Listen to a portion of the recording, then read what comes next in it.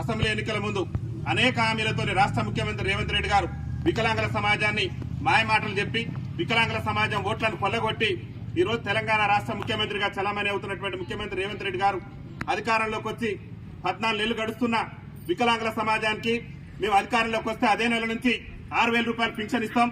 ఒక వికలాంగుల సమాజమే కాదు, తెలంగాణ రాష్ట్రంలో ఉన్నటువంటి వితంతువులకు కానివ్వండి, బీడీ కార్మికులకు కానివ్వండి, వృద్ధులకు కానివ్వండి అన్ని పింఛన్లు కూడా డబల్ చేస్తామని చెప్పేసి మరి ఆనాడు పీసీసీ అధ్యక్షుని హోదాలో రేవంత్ రెడ్డి గారు మేము ఏ నెలైతే గెలుస్తానో, నేను ఏ నెలైతే ముఖ్యమంత్రిగా బాధ్యతలు స్వీకరిస్తానో అదే నెల నుంచి మరి పింఛన్లు అన్నింటినీ కూడా పెంచుతానని చెప్పేసి రాష్ట్ర ముఖ్యమంత్రి రేవంత్ రెడ్డి గారు హామీ ఇచ్చి ఇవాళ వికలాంగుల ఓట్లతోని పింఛన్దారుల ఓట్లతో ఇవాళ రాష్ట్ర ముఖ్యమంత్రిగా చలామణి అవుతూ 14 నెలలు గడుస్తున్నా గానీ మా వికలాంగుల సమాజం యొక్క సమస్యల పట్ల రాష్ట్ర ముఖ్యమంత్రి నేటి వరకు కూడా దృష్టి సారించకుండా ఎన్నికల్లో ఇచ్చినటువంటి హామీ మేరకు వికలాంగుల పింఛన్లు పెంచకుండా వికలాంగుల సమాజాన్ని చిన్న చూపు చూస్తున్నటువంటి నేపథ్యంలో ముఖ్యంగా ఇవాళ ఈ దేశానికి స్వతంత్రం వచ్చి 78 ఏళ్లు అవుతుంది. 78 ఏళ్ల నుంచి కూడా సకలాంగుల పాలకులే ఈ దేశాన్ని ఏలుతున్నారు, ఈ రాష్ట్రాలను ఏలుతున్నారు. కానీ సమాజంలో అట్టడుగు నుండి దుర్భరమైనటువంటి జీవితాలు గడుపుతున్నటువంటి మా వికలాంగుల జాతి బిడ్డల మీద, మా జాతి బిడ్డలు ఎదుర్కొంటున్నటువంటి సమస్యల మీద చట్టసభలలో సకలాంగుల ప్రజాప్రతినిధులు మాట్లాడకపోవడం వల్ల వికలాంగుల సమాజం ఎదుర్కొంటున్నటువంటి సమస్యలు ఎక్కడేసినటువంటి గొంగలు అక్కడే ఉంది. కాబట్టి రాష్ట్ర ముఖ్యమంత్రి రేవంత్ రెడ్డి గారిని భారత వికలాంగుల హక్కుల పరిరక్షణ సమితి తెలంగాణ రాష్ట్ర కమిటీ పక్షాన ఈ దోమా మండల వేదిక నుంచి మేము ఒకటే విజ్ఞప్తి చేస్తున్నాం. తెలంగాణ రాష్ట్రంలో 30 లక్షల మంది వికలాంగులు బతుకు జీవుడా అంటూ కాలం వెళ్లదీసుకుంటూ దుర్భరమైనటువంటి జీవితాలు గడుపుతున్నారు.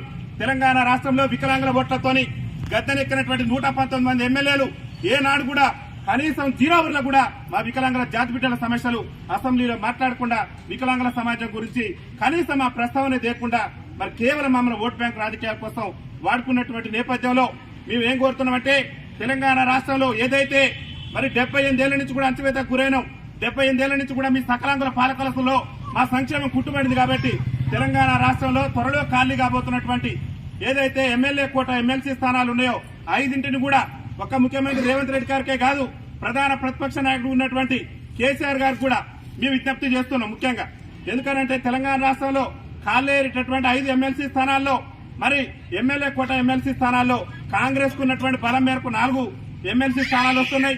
బీఆర్ఎస్ కు ఉన్నటువంటి బలం మేరకు 1 ఎమ్మెల్సీ స్థానం వస్తుంది. ఈ దేశానికి స్వతంత్రం వచ్చి 78 ఏళ్ల నుంచి కూడా రాజ్యాధికారానికి దూరమైనటువంటి మా వికలాంగుల జాతి బిడ్డలకు ఉన్నటువంటి 5 ఎమ్మెల్సీ స్థానాలను కూడా కేటాయించేందుకు ముఖ్యమంత్రి గారు, ప్రధాన ప్రతిపక్ష నాయకుడైనటువంటి కేసీఆర్ గారు వీళ్ళిద్దరు కూడా ముందుకు రావాలని చెప్పేసి ఈ దోమా మండల రాజ్యాధికార సాధనా సభ వేదిక నుంచి మేము డిమాండ్ చేస్తున్నాం. ముఖ్యంగా తెలంగాణ రాష్ట్రంలో త్వరలో జరగబోయేటటువంటి గ్రామ పంచాయతీ ఎన్నికల్లో ఒక పక్క ముఖ్యమంత్రి రేవంత్ రెడ్డి ప్రభుత్వం గొప్పలు చెప్పుకుంటుంది. మేము బీసీలకు 42% రిజర్వేషన్లు కల్పిస్తామని, బీసీలకు 42% స్థానిక సంస్థల్లో రిజర్వేషన్ కల్పించడాన్ని మా భారత వికలాంగుల హక్కుల పరిరక్షణ సమితి సంపూర్ణంగా మేము స్వాగతిస్తున్నాం. కానీ ఏళ్ల తరబడి దేశానికి స్వతంత్రం వచ్చిన కాంచి కూడా అణచివేతకు గురై సకలాంగుల పాలకుల చేతుల్లో సంక్షేమం కుట్టుబడినటువంటి మా సమస్యల గురించి చట్టసభలలో సకలాంగుల ప్రజాప్రతినిధులు మాట్లాడట్లేదు. కాబట్టి ముఖ్యమంత్రి రేవంత్ రెడ్డి గారు తక్షణమే మీరు చెప్పింది పార్లమెంట్ ఎన్నికల సందర్భంలో మీ మాజీ అధ్యక్షుడు, మీ మాజీ జాతీయ అధ్యక్షుడు మీ రాహుల్ గాంధీ గారే చెప్పారు, మాకు తెలంగాణ పార్లమెంట్ ఎన్నికల్లో వికలాంగుల సమాజం మద్దతు ఇచ్చి మా ఎంపీల గెలుపుకు కృషి చేస్తే రాజస్థాన్, ఛత్తీస్గఢ్ తరహాలోనే తెలంగాణలో వికలాంగులకు కూడా పంచాయతీ ఎన్నికల్లో రిజర్వేషన్ కల్పిస్తామని చెప్పారు.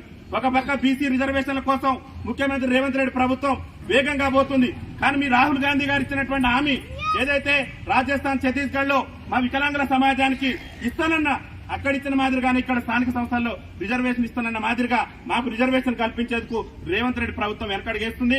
ఖబర్దార్ రేవంత్ రెడ్డి గారు, నువ్వు గనక స్థానిక సంస్థల ఎన్నికల్లో, గ్రామ పంచాయతీ ఎన్నికల్లో వికలాంగుల సమాజానికి రాజకీయ రిజర్వేషన్ కల్పించకుండా స్థానిక సంస్థల ఎన్నికలు కనుక వెళ్తే కాంగ్రెస్ పార్టీ కనుమరుగు చేసే విధంగా మా వికలాంగుల సమాజం తెలంగాణ రాష్ట్ర వ్యాప్తంగా కూడా పెద్ద ఎత్తున ఉద్యమాలు చేస్తామని చెప్పి చెప్తున్నాం. అనేక హామీలు ఇచ్చినాం. అధికారంలోకి వస్తే తెలంగాణ రాష్ట్రంలో వికలాంగుల బ్యాక్లాగ్ ఉద్యోగాలు భర్తీ చేస్తానని చెప్పినాం. తెలంగాణ రాష్ట్రంలో కాంగ్రెస్ పార్టీ అధికారంలోకి వస్తే వికలాంగులందరూ కూడా 100% రాయితీతోని ఆర్టీసీలో ఉచిత ప్రయాణం కల్పిస్తానని మాయమాటలు చెప్పినాం. ఇలా ఆర్టీసీ తెలంగాణ రాష్ట్రంలో మహిళలకు ఉచిత రవాణా సౌకర్యం కల్పించిన ముఖ్యమంత్రి గారు ఈ రాష్ట్రంలో దుర్భర జీవితాలు గడుపుతున్నటువంటి వికలాంగుల సమాజానికి ఉచిత రవాణా సౌకర్యం కల్పించేందుకు మరి ఆయనకు వచ్చినటువంటి ఇబ్బందులు ఏందో తక్షణమే రాష్ట్ర ముఖ్యమంత్రి రేవంత్ రెడ్డి గారు వికలాంగుల సమాజానికి 100% రాయితీతోని ఉచిత రవాణా సౌకర్యం కల్పించేందుకు కూడా ముందుకు రావాలని చెప్పేసి మేము డిమాండ్ చేస్తున్నాం. మేము అధికారంలోకి వస్తే తెలంగాణ రాష్ట్రంలో వికలాంగుల అట్రాసిటీ చట్టం 2016 ఏదైతే కేంద్ర ప్రభుత్వం వికలాంగులను కుంటి గుడ్డి అని వైకల్యం పేర్కొని ఎవరు దూషించినా వికలాంగుల సమాజాన్ని అవమానపరిచినా గానీ మరి వికలాంగుల కోసం అట్రాసిటీ చట్టం తెచ్చింది నరేంద్ర మోడీ ప్రభుత్వం. ఆ చట్టాన్ని మేము అధికారంలోకి వస్తే ఖచ్చితంగా తెలంగాణలో సమర్థవంతంగా అమలు చేస్తానని చెప్పినటువంటి ఈ రాష్ట్ర ముఖ్యమంత్రి రేవంత్ రెడ్డి గారు మరి వికలాంగుల సమాజాన్ని ఆయన ముఖ్యమంత్రిగా ఉండి ఆయన ప్రభుత్వంలో ఉన్నటువంటి సీనియర్ ఐఏఎస్ అధికారి వికలాంగుల సమాజాన్ని కించపరిచే విధంగా స్మితా సబర్వాల్ గారు వ్యాఖ్యలు చేస్తే నేటి వరకు కూడా రేవంత్ రెడ్డి ప్రభుత్వం స్మితా సబర్వాల్ మీద చర్యలు తీసుకోలేదు. ఇదేనా మీరు అమలు చేస్తానన్నటువంటి వికలాంగుల చట్టం? అందుకని రేవంత్ రెడ్డి ప్రభుత్వాన్ని ఒకటే విజ్ఞప్తి చేస్తున్నాం, తెలంగాణ రాష్ట్రంలో వికలాంగుల అట్రాసిటీ చట్టాన్ని సమర్థవంతంగా అమలు చేయాలి. ఇంకేం చెప్పారు మీరు?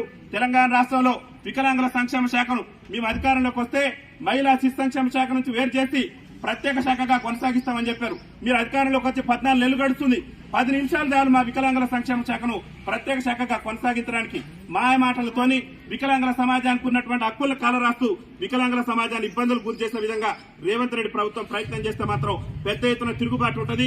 కాంగ్రెస్ పార్టీ కంచుకోటలు కూడా బద్దలు కొట్టే విధంగా ఈ తెలంగాణ రాష్ట్రంలో 30 లక్షల మంది వికలాంగులు ఉన్నాం.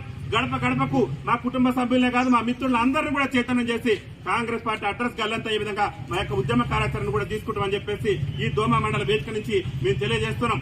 రేవంత్ రెడ్డి గారు చిత్తశుద్ధి ఉంటే తక్షణమే ఎన్నికల మేనిఫెస్టోలో చెప్పిన విధంగా మా వికలాంగుల పెన్షన్ 6,000 రూపాయలు ఇవ్వాల్సిందే. ఆర్టీసీలో మా మహిళా